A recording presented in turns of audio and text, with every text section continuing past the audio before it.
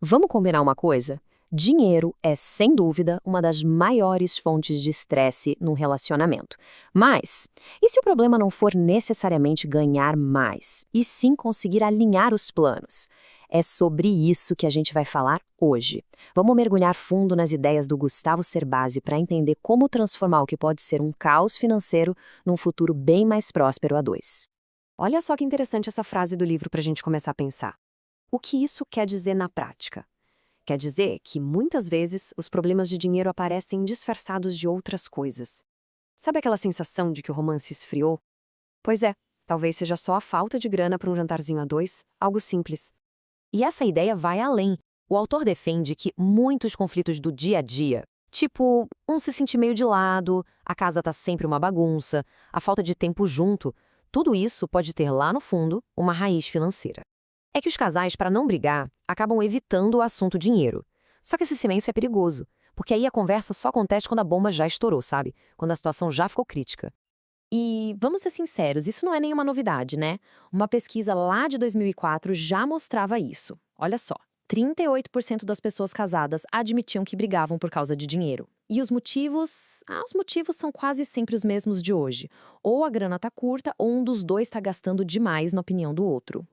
Agora, a parte mais legal é ver como as diferentes maneiras de lidar com o dinheiro podem levar os casais para caminhos completamente opostos. Para ilustrar isso de um jeito bem claro, o livro nos conta a história de três casais bem diferentes. Vamos começar com o primeiro casal, Vitória e Renato. Eles são um exemplo do a todo vapor.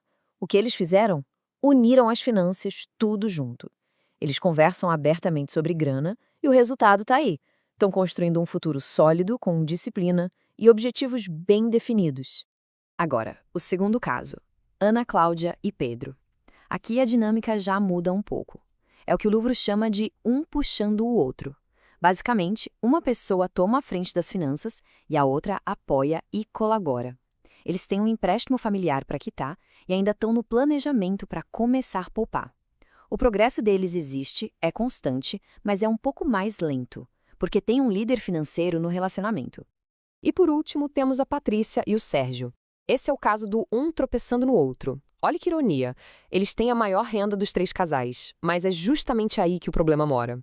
A falta de conversa, de alinhamento, cada um com uma prioridade. O Sérgio fez um investimento que deu errado, a Patrícia não colaborou muito e o resultado? Uma dívida bem grande. É a prova de que só ganhar bem não resolve nada. Então, depois de ver esses exemplos, fica claro, né? O ponto central aqui é entender que cada pessoa tem uma personalidade financeira.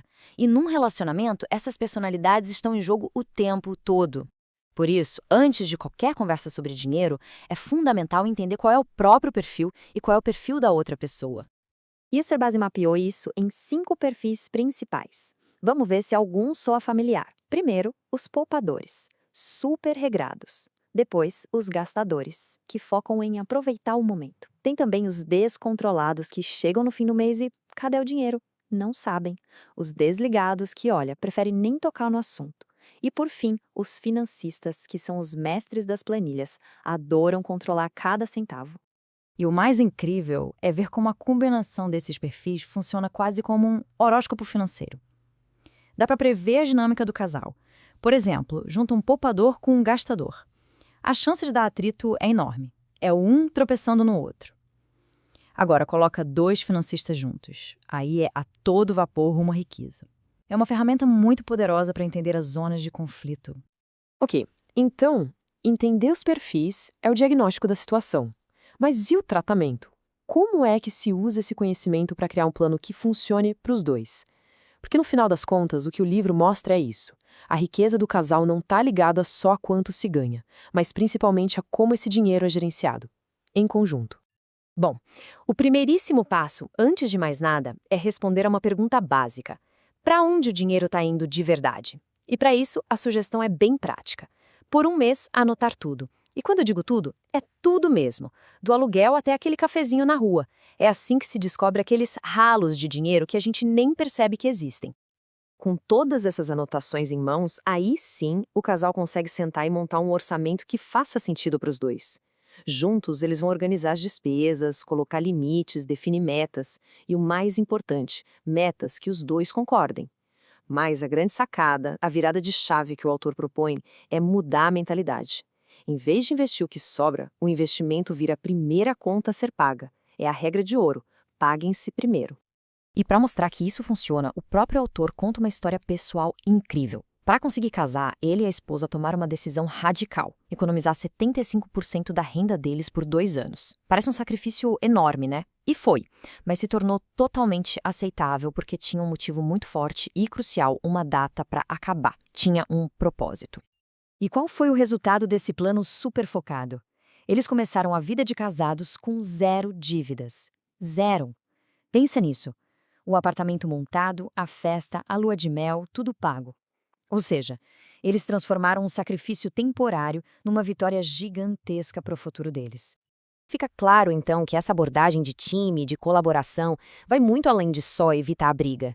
O objetivo é construir riqueza de verdade, algo que dure. E para chegar lá, muitas vezes é preciso questionar algumas ideias que todo mundo repete como verdade absoluta.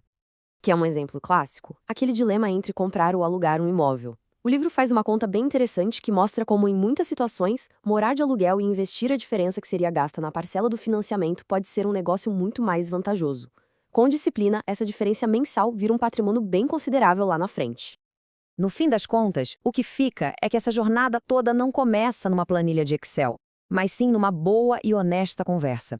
Para construir um plano de independência financeira 2, o primeiro passo, de verdade, é colocar tudo na mesa. Os sonhos, as metas, mas também os medos e as angústias de cada um. É essa a base, o alicerce para uma união financeira que funciona de verdade.